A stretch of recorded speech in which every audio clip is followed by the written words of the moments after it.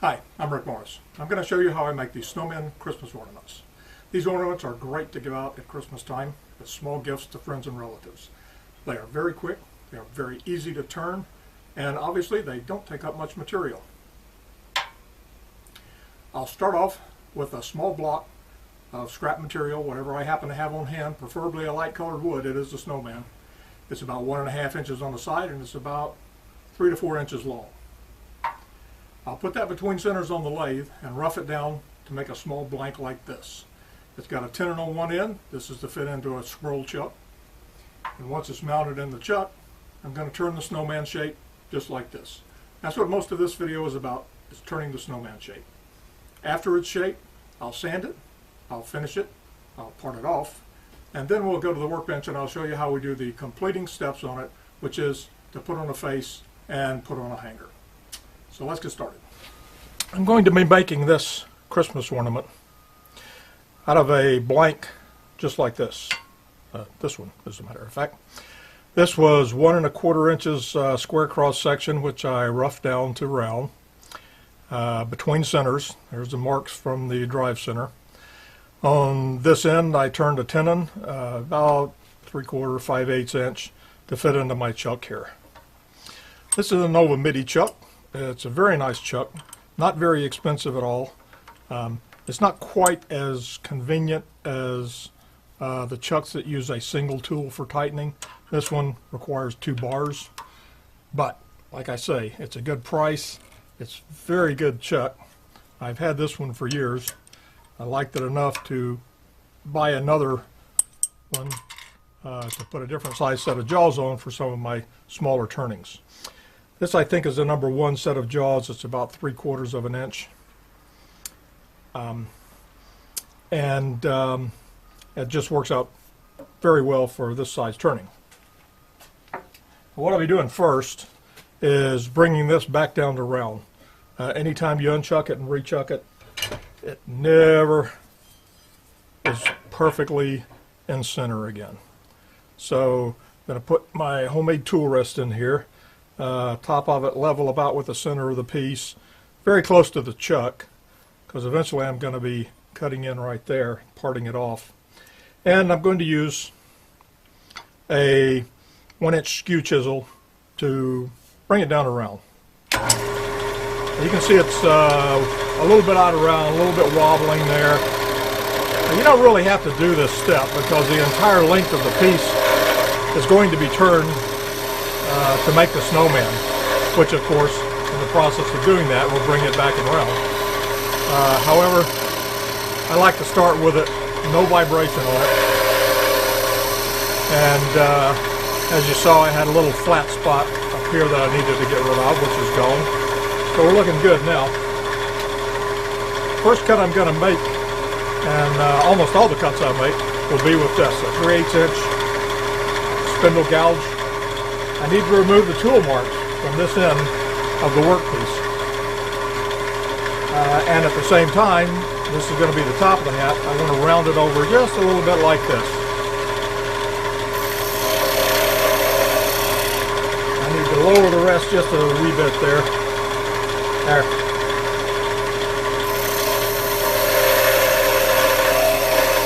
I want to cut away enough to get rid of those tool marks.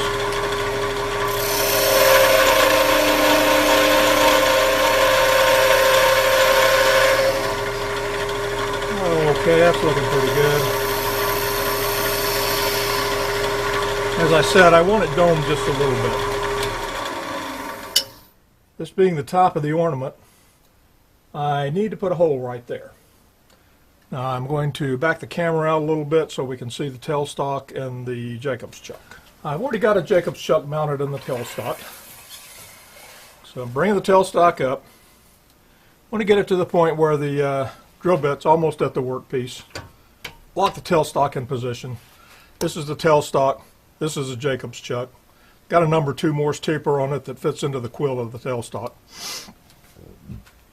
And I've got a 3/32 drill bit in there, which is the right size for the hangers that I make. And so I'm just going to drill this in. I'm not going to drill it in quite all the way. It's about 3/4 inch. I need a little less than that. And I don't want to leave any marks on the surface from the nose of the Jacob's chuck. Now you notice I did not reduce the speed of the lathe. If I were drilling a larger hole, say a 1/4 inch or larger than that, I would set the lathe speed down to about 400, my lowest speed. But with this very small hole like this, I haven't found it to be necessary. It just doesn't generate that much heat, where a 1/4 of it or something will generate a lot of heat. All right, going to remove the tailstock. Change the camera angle again to get started with the turning. I've made a lot of these. It's Christmas time. I'm making a bunch of them to give out to relatives and friends. So before I ever started doing any turning, or at least after I turned the first one, I made a little template here so I can mark out the major cutting points on the blank. This is going to be waste right here. I'll be parting it off down here. This is the body of the snowman. This is the head of the snowman.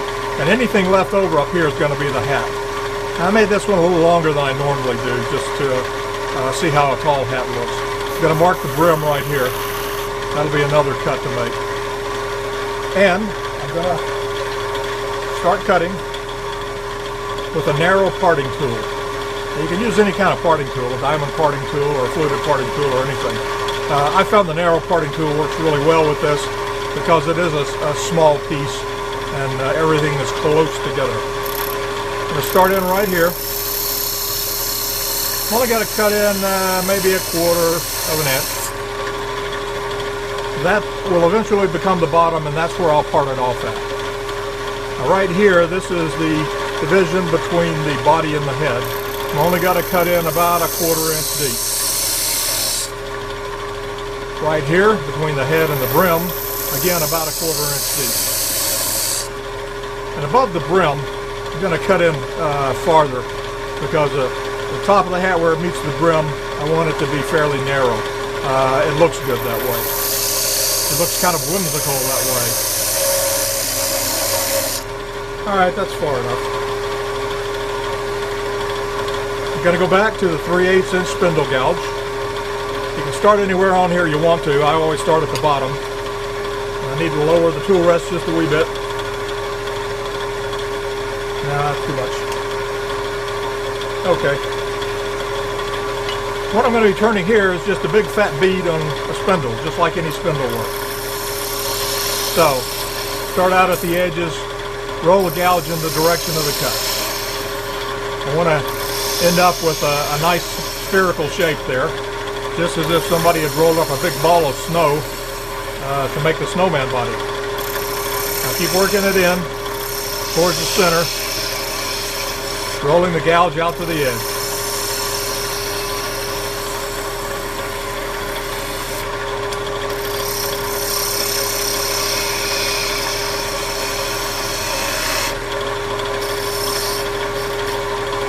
That's pretty good. Now, this is the head right here. The head needs to be a smaller diameter than the body. And so I'm going to use, in this case, a diamond parting tool. It's got a 1/4 inch wide blade on it, just to reduce the diameter of the head. Now, you could also do this with the spindle gouge, and it works fine.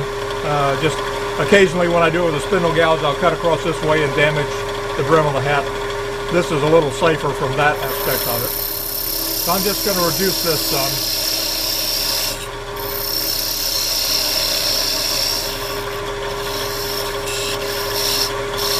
That's good right there. And now we're back to cutting a bead again. A little more difficult. We've got that ledge of wood right there for the brim, but it's not all that hard really.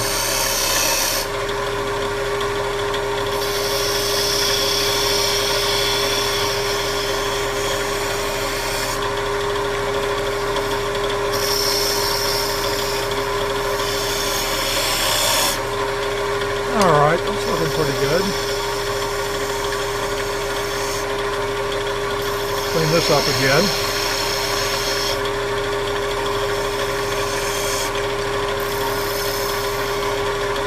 Alright, so we've got the body, we've got the head, this is the brim. The brim needs to be a little smaller diameter than that Maybe it's so that it doesn't extend quite so far out from the head. Really a matter of taste, of course. Going to narrow it down just a little bit there. Alright. The top of the hat. This is the maximum diameter here. This is the minimum diameter. And rather than just making a straight cut in between those 2 points, I'm going to make it as a curve, because I think the hat looks cuter that way. So I'm going to start right here at the base and just start nibbling away at the diameter of the wood there. As I said, I deliberately made this blank a bit longer than normal because I wanted to make a really tall hat on this guy.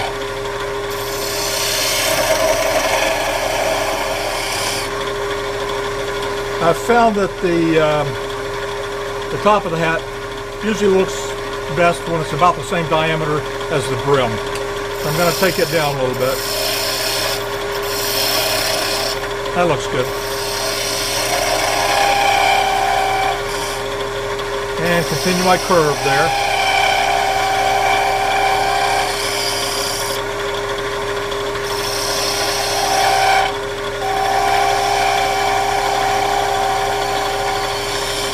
Alright, I like it. Now, the brim, it's rough right on the top there. It probably doesn't show. It's also a little bit too fat vertically here. I want to narrow it down and smooth that edge right there. And for that, I'm going to use a paring cut with a skew chisel. And just take it in right here, straight in, just like that, and clean up that edge right there. And I'm going to do the same thing down on the bottom of the brim, even though that doesn't really matter all that much. It's not that visible.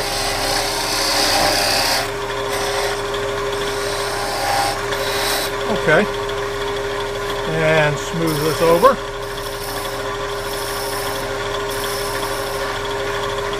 Alright, we're looking pretty good. Let's take a closer look here. Check here first for chip out. It looks okay. Check here. Sometimes this being a fairly thin piece, it'll split and splinter up pretty badly, but it looks okay. And then check the maximum diameters here and here to see that you don't have any flats left over from where it was roughed out, say incompletely.